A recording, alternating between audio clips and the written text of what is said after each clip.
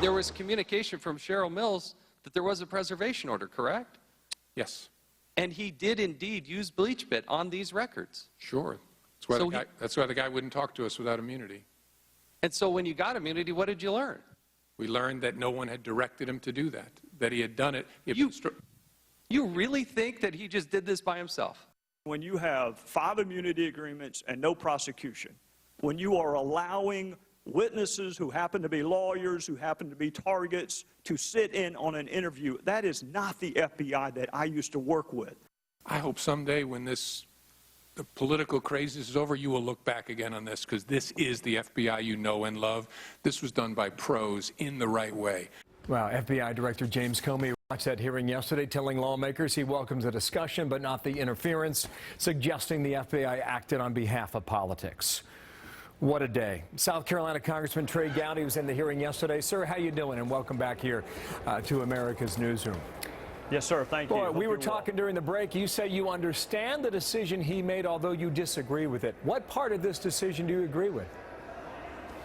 No, I don't agree with any part of it. I understand it. That's the curse of being a lawyer, is that you are able to understand the other side's argument. I just vigorously disagree with it. His argument is he thinks there's a specific intent element in a gross negligence statute. So it's not that I'm confused about it. I just fundamentally disagree with it. Okay, now he said that there were classified emails on Cheryl Mills's computer, the aide to Secretary Clinton.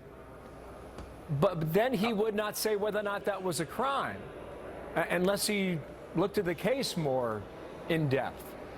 How do you look at the case when you give someone immunity? It doesn't square. Yeah, the immunity agreements are very troublesome. There are 5 of them. Initially, they said they gave immunity for the production of the laptop, but laptops don't go to prison. People do. So Cheryl Mills did have classified information on her computer, but this is what your viewers have to come to grips with. Please, go ahead. Help us understand it. No one who sent classified information was prosecuted. No one who received classified information was prosecuted. No one who destroyed federal records was prosecuted. Out of all of this, 5 immunity agreements and a really unusual investigation about national security matters with hundreds of classified emails, not one single person is going to face a legal consequence. That means this case is dead in the water.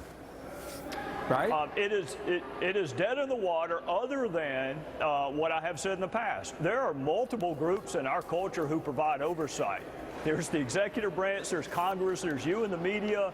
But on November the 8th, the real jury gets to weigh in. And if they think that this Department of Justice has been politicized, they are welcome to replace it with another Department of Justice. Well, he has said for months now that no prosecutor would go forward with this case.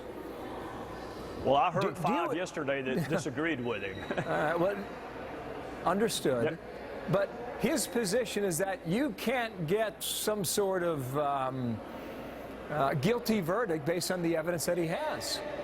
Now, how is it that he can see it that way, and folks like yourself and 4 others, as you just mentioned? What accounts for this split decision when you've got a private server, a Secretary of State in the basement of your home? I mean, make sense of that. Well, if you'll remember, what I asked him yesterday is, tell me what you would have needed to be able to make a prosecution. Tell me what was lacking. Huh. And he said a consciousness of wrongdoing, a consciousness that the act being committed was unlawful. And then my response to that was, you never have anybody admit, hey, I know this is wrong, but I'm going to do it anyway. You have to prove it by circumstantial evidence, such as the destruction of evidence, the serial lying about what you have done. That is some of the best evidence a prosecutor will ever get about the consciousness of guilt of a subject. Is, did you lie about it? Did you lie about it even when you didn't have to lie about it? And did you destroy documents? All of which exist in this case. So let's assume he's right, that there's an intent element in a gross negligence statute. You still could prove it through circumstantial evidence. He says he couldn't. There are 5 prosecutors on the Judiciary Committee, all of whom were former federal prosecutors, too, by the way, and we've reached a different conclusion. And it's not political. You know, he said at the end, I hope when this political season ends, it's not about politics to me, Bill. It's about whether or not you can respect an entity that is supposed to be above politics, and that will be the Department of Justice. I've got a lot more questions. Unfortunately, we're out of time. We've got some breaking news. Hope you come back. Trey Gowdy, thank you, the Yes, sir. Republican from Thank you. South Carolina.